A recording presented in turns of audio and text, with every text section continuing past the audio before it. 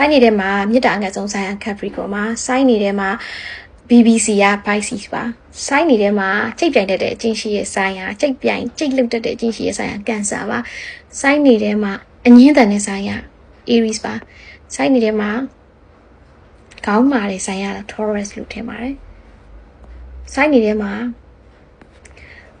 ဘယ်လိုပြောမလဲကောက်တက်တဲ့မှတ်တက်တဲ့တေးတက်တဲ့အချင်းရှိရဲ့ဆိုင်ရာ Scorpio ပါသူတို့ရခင်မှုတော့ကောင်းတယ် relationship တော့ဆိုတော့မကောင်းပါဘူးစိတ်ဆိုးမှမသိနောက်ပြီးတော့စိုင်းနေတဲ့မှာ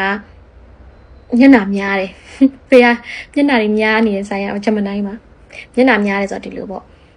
ဘဒုနေနေပေါင်းနေရတယ်ဒါပေမဲ့ဂျင်းနဲ့ပပမပါသူလုတ်တက်ဆုံးဆိုင်ပေါ့နောက်ပြီးတော့စိုင်းနေတဲ့မှာဒါနဲ့ပတ်သက်ပြီးတော့ဟတ်ထီသွားရင်ဦးကျူးခြောင်သွားတဲ့ဆိုင်ရာ Libra ပါစိုင်းနေတဲ့မှာအရန်လို့လက်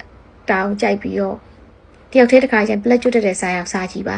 စိုင်းနေထဲမှာဆက်ဆန်တာကိုဦးစားပေးတဲ့ဆိုင်ရတော့ Aquarius ပါသူတို့ကတမန်ဘာပြဿနာမှ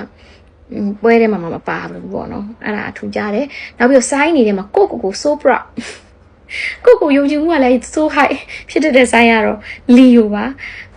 နောက်ပြီးတော့စိုင်းနေမှာရှိသေးတယ်စဉ်းစားအဲ့ဒါစိုင်းနေထဲမှာအတ္တကြီးရဲ့ဆိုင်ရတော့ Virgo ပါ Virgo မှာများအရှင်အတ္တကြီးပါတယ်ဒါကတော့ကျမတူတယောက်တည်းအမြင်ကိုပဲကျမပြောပြလိုက်တာဖြစ်ပါတယ်ဆိုင်းနေနဲ့ပတ်သက်ပြီးကျမအပျော်လေးမလောက်တာကြာရင်တော့ကျမလောက်လိုက်တာပါအမပိုင်ခွလို့ပါ